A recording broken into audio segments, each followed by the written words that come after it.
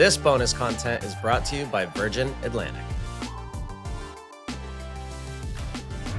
right, Tim, we're going to break down some of the Premier League's most talented players and how we think they'll perform at this summer's World Cup. And to kick it off today, we are focusing on the goalkeepers.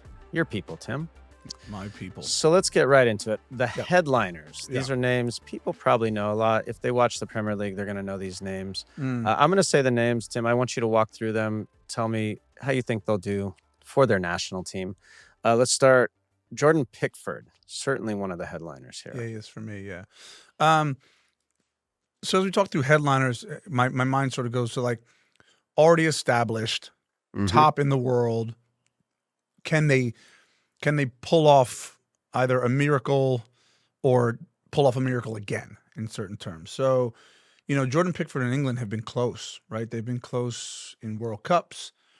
They've been close in Euro competition, and European Championships.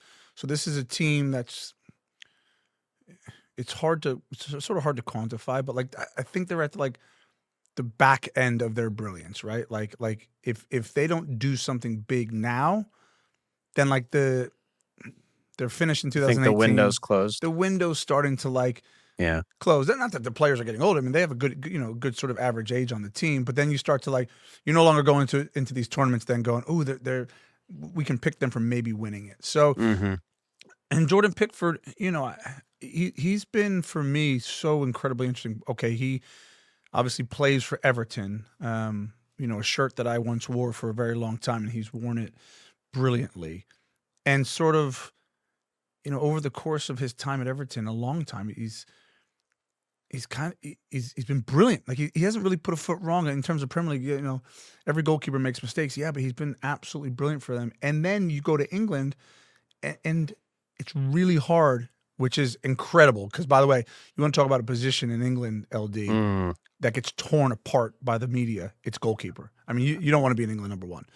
And he's worn that shirt better than nearly many have. And so I just sort of look at him and think if England performs up to their expectations, and Jordan Pickford does what he's pretty much done in every major tournament for them since he took over the number one shirt for England, I'm looking at it and thinking there's a good chance he could be one of the big headliners. What feels like if they are going to do really well and or win the tournament, he's got to be lights out. Like, that's what it feels like. And if he is, I think they have a decent chance to go pretty deep. That's how it feels to me. Yeah. Okay. Emi Martínez plays for Villa and Argentina, the defending World Cup champions. So Emi Martínez is looked upon as winning awards as the world's best goalkeeper. And I think that happens when you win a World Cup, right? I've certainly put him in that conversation. He's sort of an enigma because there's a character to him. There's antics, but I also think he does the business. He makes big save after big save. So, look, Argentina are going to be in the conversation, aren't they? I would think they're going to be in the conversation for a team who can win the World Cup. And I think the easy part is, look, if he doubles down and becomes a 2-time World Cup winner, then you're starting to not even be like the best goalkeeper in the world. You're going down in history as one of the greatest. Yeah, you're like Mount Rushmore. Yeah. So I think that's a pretty obvious one of why I think he'll be a headliner. But again, and I also say this, he plays on a team that seemed to have no fear, and he himself plays sort of, part of the antics and part of the arrogance is he doesn't seem to, big moments, like what are those? He doesn't seem to worry about those. Which is impressive. And I think back to some of the saves he made in the final, to sort of help propel Argentina to win. Like, not everybody's doing that. That's meant for a special person in a special moment. So he has that. Okay, his bitter rival in South America, the Brazilian Alisson in Liverpool. The Premier League. Yeah. Yep. Alisson for me, maybe starting to come out of this conversation, but he for me is the best goalkeeper in the world. Oh, interesting. I think, yeah. Certainly has been over the last 4 years. Again, a goalkeeper who just when I look at the purity of goalkeeping, he does his decision making. LD is really good, when to come, when to stay. doesn't get beat easily. In terms of one-on-one goal, remember Manuel Neuer just was Mhm. brilliant at one-on-ones? So good, yeah. Yeah. Alisson's taken over that sort of mantle, and he's got this really interesting sort of spread technique where he doesn't completely sell out, but he covers a lot of the goal or a lot of the sort of the lane for a striker coming in one-on-one. It's brilliant. It's so hard to beat him one-on-one. He makes the brilliant saves. He comes and punches and claims, and he's just the best for me. Now I say all that, I don't have Brazil picked to win the World Cup, but Brazil is always exciting. There's never a sort of a moment of humdrum boredom when you're watching Brazil in the World Cup. It's always excitement. So look, if he can be all the things I just said, to Brazil, then I think again, we're talking headliners. Does he get them into the last four, into the semifinal round? Does he get them to a final and ultimately win? If he does that, then yes, he absolutely is a headliner. It's interesting to hear you talk about it from a goalkeeping perspective of coming out and making himself big, because from an attacking perspective, as I'm going in either alone or with pressure or a little at an angle, there are certain goalkeepers, when you look up, the goal looks big. Totally. And there's certain goalkeepers, when you look up, the goalkeeper looks big. And you're like, I can't put this anywhere, right? And so, like, guys like that make it just mentally make it really hard. Yeah. Okay. Yeah, it's interesting.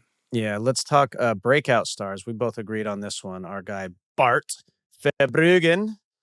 Thoughts on if he can be, and if so, how he will be a breakout star Well, at the World Cup. yeah, He's the Brighton starter and sure, plays for yeah. Netherlands. That's right. He plays at Brighton. He's had a really good run there since he was brought in, obviously to clear out and out number one. I don't think Verbruggen sort of lights the world on fire. He's a good goalkeeper. He's obviously, he's really good with his feet. You have to be, when you play for the Netherlands. Certainly the way he was recruited to Brighton, because they play that way. He's sort of, when I think of breakout stars, he's sort of as the opposite of what we've been talking about. Can Alisson sort of carry Brazil? This is going to be the opposite. I think if the Netherlands put it together and they make a run as a team, he will have opportunities to shine. I don't think he's going to stand on his head and win them games. Does that make sense? So then, sort of by default, he becomes a breakout star because the team is doing well.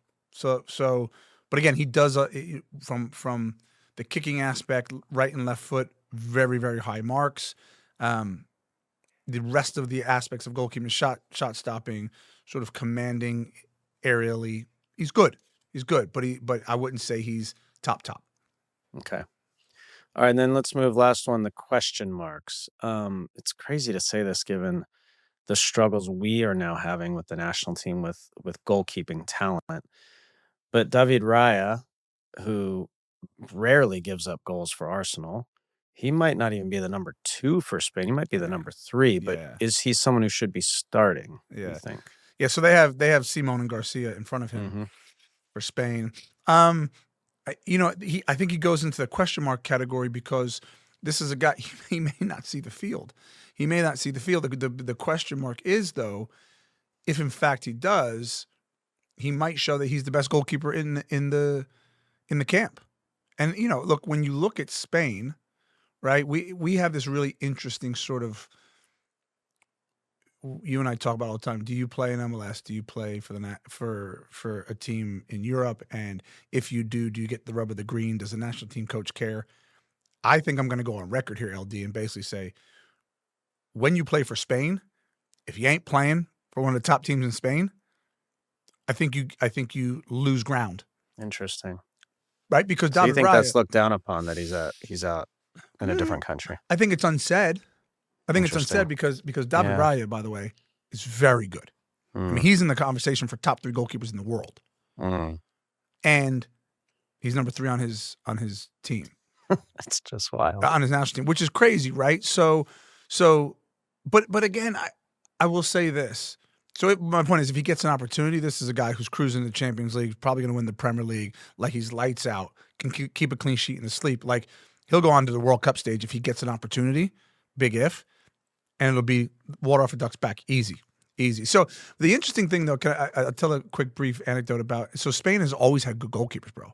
Always had good goalkeepers. And I remember, I don't know if you played in this game. We played, I don't know who's coach. I think Bart Verbruggen was the coach. We played Spain in Gillette or Foxborough. Can't remember. It was Gillette. I was sick that day. I remember because I was Sunny in day. the hotel. I could see the stadium. Okay.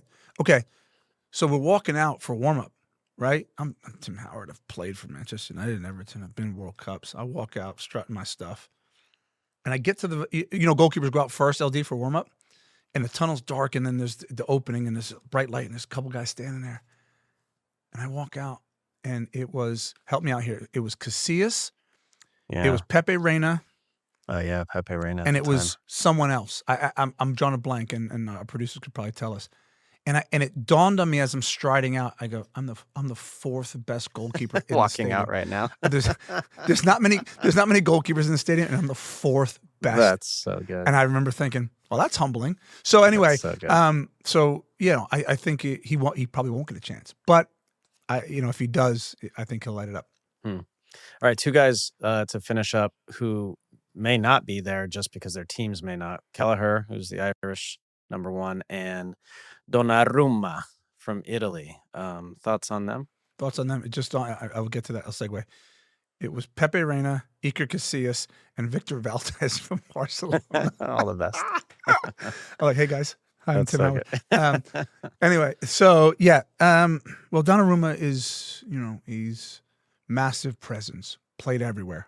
You talk about AC Milan I think he was a 16-year-old when he came through, which is weird because he looks like he's 46, and I think he's only like in his mid-20s. PSG, Man City. So he has the sort of pedigree. He's won a lot with Italy. So if they get through, he's another one, sort of, remember, again, going back to the Alisson conversation, he's another one who, with the way that Italy play, and you know this, right? Italy is all tactical. So they could defend.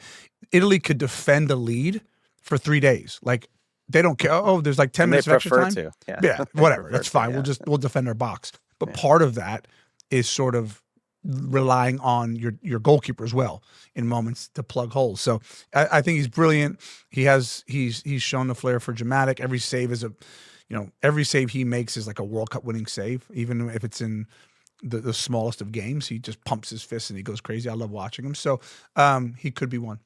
Okay. And Kelleher? Well, Kelleher has been sort of, because he's been an understudy to Alisson at Liverpool, it was always, when's he going to get his chance? When's he going to get his chance? So he went on loan a few times. He deputized for Alisson when he was injured, did brilliantly well, always. So it was time for him to move on. He moves on to Brentford. They're having a fine season. He's having a good season. Again, he's not one LD that I think he sort of lights the world ablaze. He makes the saves he's supposed to. He's there when it matters. Look, if Ireland get through, I think it's pretty well understood that they'll be backs against the wall in a lot of games, and he'll have to come up on top. So, if they do the business, if they qualify and get there, he'll certainly be one to watch in terms of, I have question marks about whether he can perform at that level, but I think he can given the opportunity. It's one of those where just sheer volume of chances against him, he could end up being a star. Sure.